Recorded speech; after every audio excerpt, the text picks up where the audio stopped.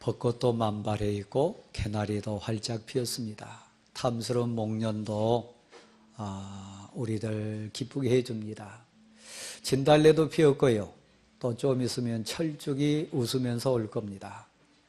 그야말로 어디를 가나 좋은 봄날, 화창한 봄입니다. 서울시가 추천한 곳 중에 한 곳이 바로 우리 교회 옆에 있는 신길 벚꽃길입니다. 또 옆에 영신고등학교가 있기 때문에 저도 이렇게 지나오면서 보니까 학생들이 꽃이 되고픈 소원 따라 꽃 속에 묻혀가지고 사진 찍는 장면 많이 봤습니다. 소원하긴 그들 인생이 꽃처럼 활짝 피었으면 좋겠고 웃으며 살았으면 좋겠고 꽃처럼 많은 사람을 기쁘게 하는 인생 되었으면 좋겠다, 그런 소원 보면서 지나왔습니다. 봄이잖아요. 근데 오늘 여러분 혹시라도 내의 입으신 분 계신가요? 저도 그런 생각해봐서 다시 입어야 되나. 굉장히 꽃추위가 왔습니다. 눈 내린 곳도 있고 이 바람도 굉장히 쌀쌀합니다. 봄을 시샘하는 것 같아요. 이렇게 좋은 봄날, 이렇게 꽃들이 웃고 많은 새들이 노래하는 이런 좋은 날인데도 사실 우리에게 딴지를 거는 일들도 많습니다. 마스크 쓰지 않으면 꽃 구경 자체도 좀 불편한 미세먼지가 우리를 불편하게 합니다. 그리고 모든 매체 또 화면을 또 신문지상을 그냥 미세먼지처럼 가득 새카맣게 메운 것이 우리 역사와 이 민족의 슬픔이 됐던 전직 대통령의 판결, 24년 선고받은 내용들, 또 우리나라만 그런 게 아니고 저 브라질이라고 하는 나라도 오늘 뉴스 보니까 전직 대통령을 급히 체포했어요. 그리고 구속했어요. 격렬하게 반항하는 지지자들도 있지만 한편 많은 국민들은 법이 바로 세워졌으면 좋겠다, 정의가 이 땅에 실현됐으면 좋겠다, 우리 모두가 평화롭고 화평하고 사랑나며 사는 봄날과 같은 그런 나라 됐으면 좋겠다. 우리나라도 브라질도 수많은 갈등 가운데 있는 세계 여러 나라들도 이 봄날에 품는 소원이 그런 것 같습니다. 사실 하나님이 우리에게 주신 선물은 오늘 19절 표현에 그대로 나옵니다마는 가능만 하면 어떻게 해서든지 하나님 우리에게 품는 소원이 있어서요. 저들이 나의 자녀가 됐으면 좋겠다, 내 자녀들 속에 살았으면 좋겠다, 마음껏 아버지 어머니의 사랑을 받고 사는, 품 안에 사는 나의 자녀들 중에 저 유다인들이 이스라엘 민족에 살았으면 좋겠다. 그리고 허다한 나라들 가운데 가장 보배롭고 귀한 사업인 또 산업인 이 땅, 이 귀한 땅에 저들이 백성으로 평안하게 살았으면 좋겠다. 그렇게 하나님이 이스라엘 백성에 대한 소원을 품었어요. 여기 앉아있는 우리들에 대한 소원도 같습니다. 그래서 외아들 보내주셨잖아요. 우리 죄값 다 대신 치러주셨잖아요. 죽음을 친히 다 당하시고 우리 대신해서 다시 무덤을 깨치셨잖아요. 그리고 부활의 능력으로 우리의 길이 되어주셨잖아요. 우리가 정말 하나님의 아들들 가운데 평화 누리고 행복하기를 소원하면서 수많은 나라들 가운데 평화의 땅에 살면서 거하기를 소원하는 마음, 하나님의 우리를 향한 소원이었어요. 그러면서 오늘 19절 20절 말씀에 보면 하나님이 우리를 맹세케 하는 장면이 하나 나옵니다. 나를 아버지라고 해라. 그리고 나를 잊지 말라. 나를 떠나가지 말라. 이것은 엄하게 애절함으로 그 좋은 아들, 딸 되기를 소원하고 하나님 나라의 백성 되기를 소원하는 우리에게 하나님이 그 비결, 핵심 가치, 너희가 나를 아버지라고 하는 그 사랑 변치 마라. 나를 절대로 떠나지 마라. 그게 하나님이 우리를 향한 애틋한 조언이었고 간구였어요. 여러분 창세기 3장에 가보면 하나님이 아담과 하와를 사랑하셔서 그 후대로 이루어질 인간들을 배려하셔서 수많은 나무들 온갖 귀한 것들로 에덴 동산을 가득하게 만드셨어요. 채워주셨어요. 그래서 하나님 보시기에도 정말 좋다, 정말 기쁘다. 사람을 만드신 다음에는 뭐라 그랬어요? 보시기에 심히 좋다, 너무너무 좋다 그랬어요. 그러면서 아담과 하와 인생들에게 한 가지 엄히 명하면서 오늘 본문에 너희가 나를 아버지라고 해라, 나를 떠나지 마라, 이 얘기해 준 것처럼 하나님이 인생들에게 엄히 명한 전제 조건이 하나 있었어요. 그게 뭐냐면 이 에덴 동산에 있는 모든 나무들, 실과들 모든 거 다 가지고 다 즐기고 다 먹되, 그러나 내가 너희 하나님이다. 너희는 조물주가 아니라 너희는 피조물이다. 너희는 내 사랑 안에 살아야 될 인생이고 너희는 내 아들과 딸 된 인생일 뿐이다. 내가 너희 하나님 여호와다. 이것을 증명하는 표정으로서 약속 하나 지키라고 했어요. 그게 뭡니까?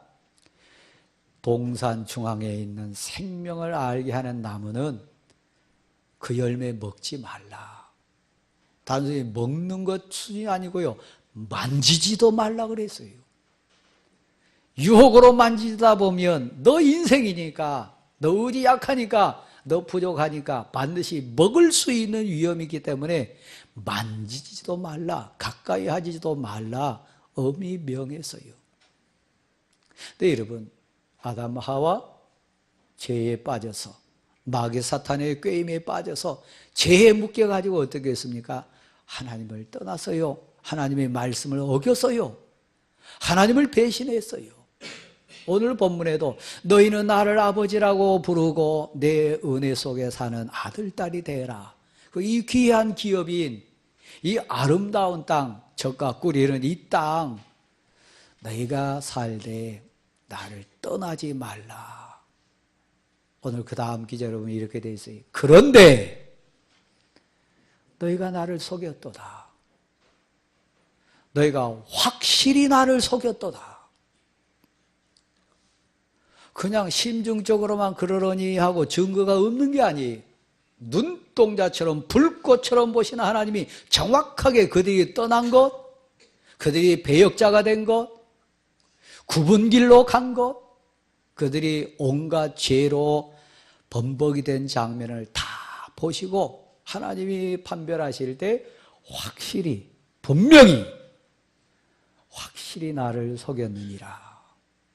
어떤 마음으로요? 여러분 구약성경 호세아서를 읽다가 보면 호세아는 그 당대 이스라엘의 가장 건장한 청년이고 최고의 소망입니다. 예수 그리스도의 가장 확실한 그림자였으니까요. 그 당대 호세아는 이스라엘의 꿈이었고 이스라엘의 가장 멋지고 아름다운 인생이었어요. 예수 그리스도 완전한 그분이 이 땅에 오신 것처럼 그 민족에게 하나님이 허락하신 가장 멋진 청년이 누구냐면 호세아였습니다. 음탕한 여인 고멜이 그의 아내가 됐어요. 죽을 수밖에 없는 우리가 하나님의 신부가 된 것처럼, 예수 그리스도의 신부가 된 것처럼 고멜을 아내로 맞이했어요. 왜요? 호세아를 통해서, 그 고멜을 통해서 이스라엘 민족을 교훈하시기 원하는 하나님의 계획이 있었기 때문이에요. 음탕한 여인이니까 죄의 유혹에 빠져서 자꾸 도망갑니다. 세상 남자들 품에 안깁니다. 데리고 오면 또 나갑니다. 속입니다. 그리고 그의 쾌락을 쫓아서 배역자가 됩니다. 남편을 속여요. 여러분, 아내가 음탕한 여인 돼가지고 다른 남자 품에 안길 때, 세상 쾌락에 휘젓고 다닐 때 그 아픔 어떻겠어요? 눈물 흘리는 호세아에게 하나님이 찾아오셔서 호세아야 마음 아프냐? 배신한 너의 아내를 보면서 슬프냐? 음탕한 여인 된 저 고멜을 보면서 너 마음이 어떠냐? 분노가 치솟지 않냐? 너를 버려두고 다른 남자 품에 안길 걸 상상하면서 너 감정이 어떠냐? 너 그 마음 곧 내 마음이니라. 나의 신부된 이스라엘 백성이 하나님의 자녀가 세상을 향하여 음탕한 자가 돼가지고 배신자가 돼갈 때 내 쓰리고 아픈 이 하나님 여호와의 마음을 너 이해할 수 있겠냐? 그 마음을 가지고 하나님 마음으로 이스라엘 민족에 가서 외치라. 여호와께로 돌아가자. 다시 돌아가자.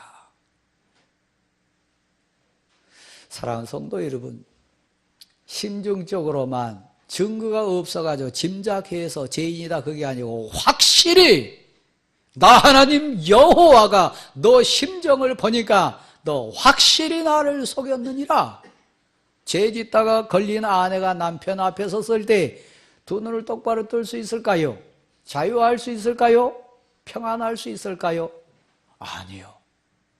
가족 앞에서도 남편 앞에서도 자기 양심 앞에서 그에게는 자유 없어요. 그에게는 평화 없어요. 참 사랑으로 하나 된 게 없어요. 죄가 올가맸기 때문이에요. 에덴 동산에서 하나님의 법을 어기고 하나님의 말씀을 떠난 아담과 하와가 자유했나요? 평화했나요? 아니요. 죄에 묶여서요. 평화 잃었어요. 쫓겨났어요. 그들은 비참한 인생 원조가 됐어요. 그런데 너희가 나를 확실히 속였느니라. 사랑하는 성도 여러분, 아담과 하와가 뱀의 유혹에 넘어가가지고 너희 눈이 밝아지리라. 하나님처럼 될 거다. 이 에덴 동산 그 이상의 참으로 찬란하고 멋진 것을 너희가 얻게 될 거다. 유혹에 넘어갔을 때 죄의 결과는 뭔가요? 쫓겨남이고 죽음이고 두려움과 공포, 무서움이었습니다. 이 자리에 앉아 계신 사랑하는 성도 여러분, 설교자로서 여러분에게 묻습니다. 평안하신가요? 자유하신가요? 기쁨이 가슴에서 막 샘솟나요? 가만 생각해 보세요. 너희가 확실히 속였느니라. 사람은 100번도 속일 수 있어요. 저도 가만 생각해. 내가 우리 아내를 얼만큼 속일 수 있을까? 우리 애들을 얼만큼 속일 수 있을까? 내 겉모습으로 성도들을 얼만큼 속일 수 있을까? 속이려고 작정하면 진짜 10번도 100번도 속일 수 있을 것 같아요. 제 자신을 속일 수 있을 것 같아요. 그러나 뛰어넘을 수 없는 존재가 있어요. 머리카락 하나까지 세신, 마음을 다 읽으시는, 내 생각까지 다 살피시는 하나님을 뛰어넘을 수는 없어요. 그래서 우리가 죄지면 자유를 잃습니다. 그래서 우리가 하나님을 떠나면 불안합니다. 그래서 하나님 없는 세상 가치를 아무리 먹고 입고 마셔봐도 참 기쁨 없습니다. 하나님을 뛰어넘을 수 없으니까요.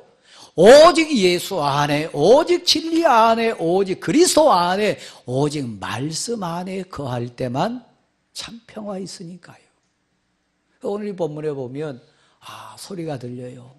소리가 들리는데 헐벗은 산에서 애곡하는 소리가 들려요. 슬피 우는 소리가 들려. 애절하게 통곡하면서 부르짖는 그 절규가 들려요. 그 소리는 하나님을 떠난, 하나님을 배역한, 자기 길로 굽게 간, 하나님의 말씀을 배신한 이스라엘의 통곡이었어요. 오늘 본문에 소망이 또 보입니다. 그것을 아신 하나님, 불쌍히 여기신 하나님이 부르세요. 배역한 자들아, 내 약속을 어긴 이스라엘 민족아, 밉지만 그러나 내가 너희를 다시 부른다. 내게로 돌아오라. 이스라엘 민족아, 배역한 자들아, 내게로 돌아오라. 너희 경험해 봤지 않냐? 작은 산이든 큰 산이든 그 위에서 부르짖는 것은 떠드는 것이다. 생명 없는 것이다. 금방 사라질 안개와 같은 헛된 가치다. 그랬어요. 그렇지 않습니까? 근데요, 소망이 보입니다. 오늘 앉아있고 설교하는 저와 여러분처럼요, 그 얘기를 듣고 귀가 열렸어요. 받아들여졌어요. 깨달아졌어요. 그래서 나와가지고 토해냅니다. 뭐라고 토해냅니까? 맞습니다. 우리가 하나님을 속였나이다. 우리가 하나님을 떠났습니다. 배신자가 됐습니다. 이 좋은 날, 봄꽃 피고 새들이 노래하는 이 좋은 봄날 다 웃는 것 아니지 않습니까? 떨어지는 꽃도 있고 미세먼지도 찾아오고 그렇잖아요. 최고의 권력자이지만 죄인 돼가지고 갇혀있는 자도 있고, 그렇게 부자도 돈 많지만 권력에 의지하고 버티다가 부끄럽게 넘어진 자들도 많이 보지 않습니까? 그렇잖아요. 근데 오늘 본문에 복 있는 사람이 나와요. 소망 있는 사람이 나와요. 예수 그리스도를 영접한 우리처럼요. 어떤 사람이요? 깨닫습니다. 맞습니다.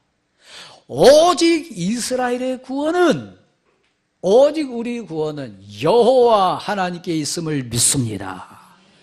드디어 토해내요. 하나님이 원하신 거예요. 오늘 예배된 우리가 산 제물, 산 제사 드리기 원한다면 우리 입술을 통해서 가슴에서 토해져 나와야 될 신앙 고백은 그거예요. 오직 이것도 해봤습니다. 이렇게도 잠깨 부려봤고, 이렇게도 내 나름대로 살아봤고, 이렇게도 하나님 떠났고 속이기도 했고 제 자신에게 죄도 지었습니다. 그런데 지금 돌아보니까 내게 참 평화는, 참 구원은, 진짜 생명은, 진리는 여호와 하나님 위에는 없습니다. 이 고백이 토해져 나오기를요. 이스라엘의 구원은 진실로 여호와 하나님께 있습니다. 이 고백을 23절에 토해냅니다. 앞으로 한번 보실래요? 저는 어제 먹먹한 마음으로 뉴스를 봤습니다. 29살, 27살, 29살 그 삶을 마감한 조종사는 3살 된 딸이 있었어요. 제 기억으로도 새 키워보면서 언제가 제일 귀여웠냐? 그래서 우리 선진들이 하는 얘기가 4살까지 부른 재롱이 인생빚 다 갚았다 그러잖아요. 그렇죠? 그러니까 3살 때면 제일 귀여울 때 아닙니까? 진짜 눈에 넣어도 아프지 않을 딸 아닙니까? 거기다가 지난 1월에 태어난 이제 갑 100일 지난 둘째 딸도 있었어요. 근데 이 세상 떠났잖아요. 27살에 결혼도 안 한 그 어머니 아버지는 얼마나 아플까요? 근데 그들이 누굽니까? 사실 우리나라를 위해서 국방 의무했던 전투 비행 조종사들이에요. 세상에서 가장 첨단 기술로 무장된 게 전투기입니다. 그냥 빠르기만 한 게 아니라 사람 인공지능보다 어쩌면 더 빼어난 전자 시스템, 모든 과학의 집합체가 뭐냐? 전투기입니다. 최고의 기술이요. 세상에 제일 멋진 남자 누구냐? 제가 봐서는 공군사관학교 간 친구들이요. 몸에 흠이 있거나 흉터 있으면 안 돼요. 적어도 몇만 미터 올라가는 전투 비행기를 조종하는 조종사는 사실 실필줄 같은 흉터 있어도 안 돼요. 얼마나 멋져요. 거기다 보통 조종사가 아닌 전투 비행기 조종사는 가장 빼어난 인재 중에 인재가 전투 비행기 조종사입니다. 근데 이 세상을 떠났어요. 전투 비행기도 떨어졌어요. 눈에 넣어도 아프지 않을 가족의 사랑이 없었겠어요? 3살 먹은 딸, 이제 갓 100일 지난 딸 얼마나 가족의 사랑에 있겠습니까? 그 가족의 사랑도 그를 지켜내지 못했어요. 그래서 우리는 한번 생각해 봐요. 여러분, 혹시 나는 지금 전투 비행기와 같은 안전한 환경 속에 산다. 다른 사람 도움 없이도 내 의지로, 지식으로, 내 어떤 환경으로 공군 조종사와 같은 나 배경 속에 있다. 그런 자만하신 분 혹시 계시다면 한번 받아해 주실래요? 우리는 은혜로 삽니다. 부활절을 지난 다음 우리의 본문 속에 같이 고백해야 할 내용이 그 은혜로 살아야 될 고백이에요. 하나님 부르셨어요. 돌아오라. 너희는 내 아들로 살아라. 나를 아버지라고 부르며 살아라. 나를 떠나지 말라. 그건 오늘 본문에 보니까 떠난 결과를 이렇게 슬픔으로 얘기해요. 여러분 자신에 대한 경고라 생각하시고 오늘 본문 24절을 한번 읽어보실까요? 24절을 같이 읽겠습니다. 부끄러운 그것이 우리가 청년의 때로부터 우리 조상들의 산업인 양떼와 소떼와 아들들과 딸들을 삼켜 쌓은즉. 하나님이 선물로 주신 게 많아요. 건강도, 지식도, 배경도, 가족도, 내 일터도, 내게 있는 모든 환경도 사실 조상적부터 하나님이 기뻐하셔가지고 주신 사업이에요. 산업이에요. 소중한 거예요. 근데 청년 때로부터 시작해가지고 하나님을 떠나고 하나님을 배역한 그 결과는 뭐였냐면 소떼가 사라졌어요. 양떼가 다 흩어졌어요. 사랑하는 아들들이 죄에 삼켜졌어요. 사랑하는 딸이 죄에 묶여서 울어요. 혹시 찔린 부분 안 계신가요? 여러분의 소떼가 흩어졌다면? 양떼가 다 없어졌다면? 여러분 아들이, 여러분 딸들이 울고 있다면 혹이라도 나를 떠나지 마라. 나를 아버지라고 부르며 내 품 안에 살아라. 떠나면 너 죽는다. 나는 너의 하나님 여호와니라. 그 표정으로 이 생명나무 먹지도 말고 만지지도 말라. 하나님의 명령을 어기고 혹시 걷길로 갔나요? 그렇다면 여러분 고백, 부끄럽고 부끄러운 가운데 그것은 헛된 소리일 뿐이었고 저 산 위에서 작은 산 위에서 큰 산에서 외치고 부르짖었던 것은 다 헛된 말들이었다. 고백해서 눈물 흘리면서 그 결과로 우리가 소떼를 양떼를 이뤘습니다. 아들들이 딸들이 삼킨 바 되었습니다. 그래서 부끄럽습니다. 이 고백한 여러분 계시다면 사랑하는 성도 여러분, 제가 아는 여러분은 복받을 분들이에요. 제가 아는 여러분은 지금 그 수준의 소떼나 양떼 데리고 있을 사람들 아니에요. 제가 소원하는 성도 여러분은 여러분의 아들들 그 상황에 있을 사람들 아니에요. 여러분 딸이 그렇게 울고 있을 분들 아니에요. 그런데 왜 그런 부끄러운 상황 속에 지금 앉아 계신가요? 돌아오세요. 다시 하나님께도 돌아오세요. 하나님은 전능자세요. 사랑하는 성도 여러분, 하나님 우리를 돌아오라고 얘기합니다. 에덴 동산에 다시 누리는 주권자로 살아라고 부르십니다. 그래서 부활하셨고 세상 끝날까지 내가 너희와 함께 있으리라 약속해 주셨어요. 오늘 본문 가운데 제가 한 3가지 정도 한번 여러분에게 권하겠습니다. 오늘 본문에 나온 내용입니다. 그러려면 첫 번째 이렇게 하라고 합니다. 내 앞에서, 오늘 본문에 보면 그렇게 내 목전에서 너희 가증한 것을 버리라. 하나님 정확하게 아세요. 너의 가증한 것을 내 목전에서 버리라. 두 번째는 또 이렇게 얘기합니다. 흔들리지 말라.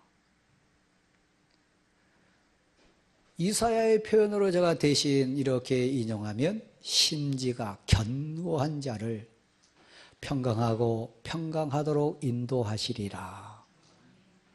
말씀에 뿌리 내린 사람이요. 말씀을 꽉 붙들고 세상 유혹의 바람이 불어도 세상 풍랑이라고 하는 두려움이 막 몰려와도 하나님이 나와 함께 하십니다. 나 하나님의 사람입니다. 하나님이 내 주인입니다. 하나님이 내 힘입니다. 고백으로 꽉 붙들고 있으면 흔들리지 않을 줄 믿습니다. 흔들린 사람 보면 제일 불쌍해요. 제일 가치 없어요. 누가 제일 부러운 사람이라고요? 덩긋하게 어제나 오늘이나 여전히 베드로라고 하는 반석과 같은 큰 바위와 같은 믿음이 돼가지고 그 위에 교회가 세워지고 그 위에 헌신이 올려지고 그 위에 하나님의 영광이 드러나는 흔들리지 않는 인생돼요. 60대가 돼가지고 여전히 흔들리고 있다면 아직도 항존직이 돼가지고 그렇게 흔들리고 있다면 부끄러운 거예요. 제 자신에 대해 얘기하면 목사가 돼가지고 벌써 담임 목사 한 지 몇 년이 됐는데 지금도 흔들린다면, 노예 지도자가 돼가지고 지금도 흔들린다면 흔들지 말라. 여러분, 흔들리지 않을 수 있는 비결, 주 날개 아래 거하십시오. 말씀 붙드십시오. 하나님을 기준 삼으십시오. 하나님 앞에 서 있기를 소원합니다. 그 세 번째는 또 하나 있어요. 그게 뭐냐, 오늘 본문에 나왔습니다. 진실과 정의와 공의로 여호와의 삶을 두고 맹세해라. 진실이요, 공의요, 정의. 하나님 앞에 설 때 신앙 고백으로 맹세할 때만이 온전합니다. 거짓은 언젠가 드러나게 돼 있어요. 거짓은 힘 없어요. 여러분, 전직 대통령이 24년에 무거운 형량을 받았습니다. 또 남은 또 죄값 심판이 남아있기 때문에 형량이 더 늘어날 수 있는 확률이 많습니다. 역사가, 후대가 이번 재판에 대해서 어떻게 평가할지는 후대의 몫이지만, 당대 우리 법 규정에 보면 대통령 했던 인생이 24년이라고 하는 중죄인이 돼가지고 지금 갇혀 있는 것은 부끄러움이에요. 우리 역사의 부끄러움이고 이 땅의 이 민족의 슬픔 분명합니다. 근데 더 부끄러워할 사람이 있어요. 이번에 선고받은 그 대통령은 예수 그리스도를 나의 주님이라고 공적으로 발표 안 한 사람이에요. 근데 다음 주자로 지금 기다리고 있는 사람이 있어요. 슬프게도 우리 교단 장로요. 강남에 있는 가장 큰 교회의 장로요. 그분도 만만치 않을 형량이 나올 것 같아요. 지금 구속돼 있어요. 근데 그분보다 더 부끄러운 사람이 있어요. 바로 당신이요. 하나님 앞에서 설 때 어떻게 하나님을 넘을 수 있습니까? 하나님 앞에 어떻게 얼굴 들 수 있습니까? 진실과 공의와 정의로 하나님 앞에 맹세하는 고백으로 살지 않는다면 하나님 앞에 우리 반드시 설 텐데. 제가 요즘 부끄럽게 고백하잖아요. 제가 지금 50대 후반입니다. 저도 잘 안 믿기져요. 제가 어떻게 50대 후반 인생이 됐습니까? 그냥 지금도 청년 같은데 저만 그럽니까? 몇 년 후면, 얼마 후면 저나 여러분이나 하나님 앞에 설 자들이에요. 공의와 진실과 정의로 하나님 앞에 맹세하지 않으면, 그 고백으로 내 삶을 셈하지 않으면 지금 갇혀있는 전직 대통령들보다 사실과 더 부끄러운 자들이에요. 그들은 세상 기준으로 끝나지만 우리는 영원히 영존하시는 하나님 앞에 설 자들인 거 믿으시기를 바랍니다. 그렇다면 하나님 우리를 사랑하셔서 포기하지 않으세요. 방법 가르쳐 주세요. 이렇게 하라고 얘기하세요. 앞으로 한번 보실래요? 여러분, 눈 감고 좀 졸고 있을 때 아닙니다. 정말 진지한 순간이에요. 세 가지를 오늘 본문은 우리에게 주문해요. 첫 번째 이렇게 얘기합니다. 쟁기 메고 가라고 합니다. 트랙터 끌고 나가라고 합니다. 경운기 운전해가지고 너 인생밭에 들어서라고 얘기합니다. 사정없이 묵은 땅을 갈아엎으라고 얘기합니다. 쟁기질 하라고 얘기합니다. 너의 묵은 땅, 인생 땅 그거 갈아엎으라고 얘기합니다. 교만으로, 불신으로, 죄로 묵혀있는 그 땅을 갈아엎지 않으면 여러분 인생 마칠 때 부끄러운 농사돼요. 우리 쟁기 메고 나가야 돼요. 트랙터 끌고 가서 갈아엎어야 돼요. 여러분 마음 땅은 평안한가요? 포근한가요? 부드러운 그런 옥토 같은 땅으로 됐나요? 제가 봤을 때는 안 그런데요. 여러분 스스로 봐도 정말 내 마음밭이 어떤 생명 씨앗이 나온다 할지라도 막 샘솟는 그 생기발랄하게 오르는 새순이 오들 그런 땅 같지 않은데요. 목사인 제가 봐도 너무 교만한데요. 설교자인 제가 봐도 다 모르는 제가 봐도 저러면 안 되는데 저러면 큰일 나는데 그런 사람 너무 많이 보이는데요. 하물며 하나님이 보시면 어떻겠어요? 마태복음 13장은 하나님이 우리에게 주시기 원하는 천국에 대한 장입니다. 천국을 설명하기 전에 1장부터 전반부에는 이렇게 얘기해요.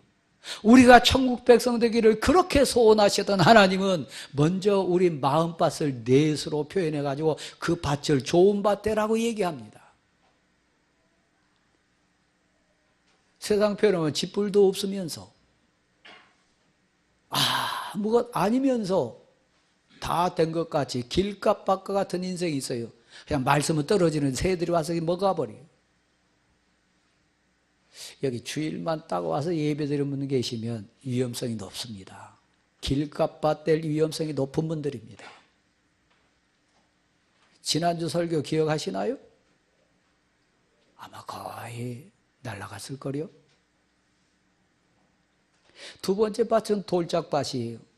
뿌리는 내리는 건 내린 것 같은데 밑에가 돌이 있으니까 뿌리 내리지 못해요. 교회생활 적응 못해요. 신앙의 답만 몰라요. 그냥 뿌리 내린 것 같으면 말라버져 없어져 버려요. 왜요? 그 밑에 교만이라고는 돌덩이가 있으니까요. 목사가 보면 얼마나 교만한 사람들 많이 있는지 몰라요. 근데 더 교만한 사람 누구요? 그렇게 보는 목사는 더 교만해요. 정말 교만한 사람 많아요. 돌짝밭 같은 마음 가지고 있는 사람 많아요. 트랙터 끌고 오세요. 갈아엎으세요. 다이너마이트 넣어가지고 터뜨려서 깨뜨리세요. 그래야 싹 나요. 안 그러면요 헛고생이에요. 오늘 본문 땅을 갈아엎으라고 얘기한 다음에 두 번째 얘기한 내용이 있습니다. 정말 진지하게 받아야 될 말씀이다. 뭐냐면 가시밭에 파종하지 마라. 가시떨기 위에다 씨 뿌리지 말라고 얘기합니다. 마태복음 13장 내용으로 보면 가시떨기라고 되어 있어요. 가시 엉겅퀴요. 뿌리는 내리는데 싹은 돋는데 세상 근심, 세상 염려, 세상 유혹, 세상 물질에 대한 탐욕이 막 덮어가지고요. 그 순이 자라지 못해요.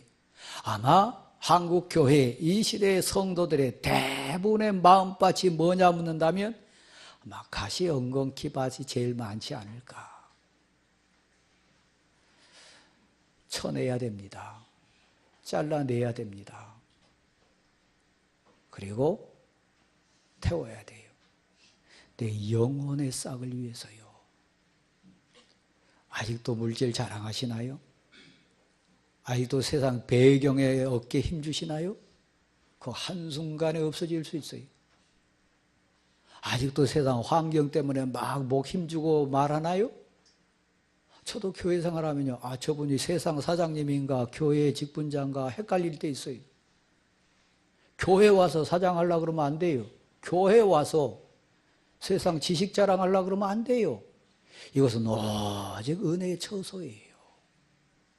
세상적인 거 자랑하지 마세요. 자랑하면 할수록 건물 자랑하거나 돈 자랑하거나 학력 자랑하면 그것이 엉겅퀴 돼가지고 여러분의 신앙의 싹은 자라지 못해요. 그러니까 그거 잘라내야 돼요. 가시 엉겅퀴에 씨를 뿌리지 마라. 하나님이 주신 말씀이에요.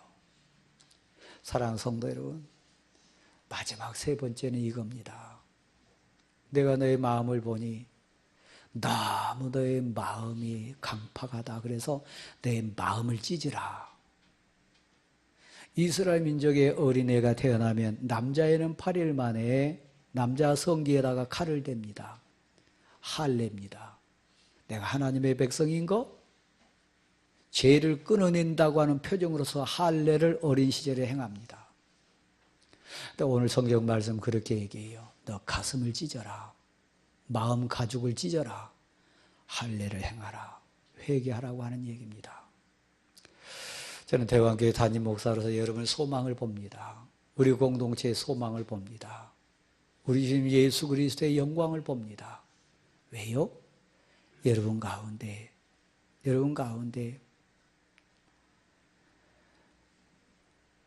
엉겅퀴 밭에 씨 뿌리지 않을 것이고, 여러분 가운데 쟁기질 해가지고 여러분 마음밭을 갈아 엎을 분들 보이니까요. 여러분 마음을 찢으면서 마음의 할례를 행할 분들이 반드시 계실 것이니까요. 이 고백으로 승리하는, 그래서 복음의 능력으로 승리하는 우리 모두가 될 수 있기를 간절히 소원합니다. 하나님을 떠나지 마세요. 하나님을 속이지 마세요. 하나님의 은혜로 영광 돌리는 여러분 모두가 될 수 있기를 간절히 소원합니다.